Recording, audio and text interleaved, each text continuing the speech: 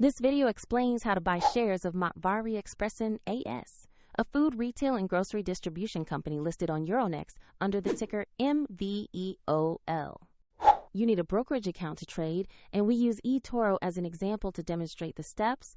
And after signing up, you must verify the account, typically with an ID document, then add funds to buy shares. Use the platform search bar and type the ticker MVE.OL to locate Matvareexpressen AS, then select the result that matches the Euronext listing. Open the asset page to review company details and the price chart, confirming the listing corresponds to Matvareexpressen AS, and check market information to ensure it is the correct Euronext stock. Tap Invest or Buy. Enter the amount you want to allocate. Review the order details carefully and then confirm the trade.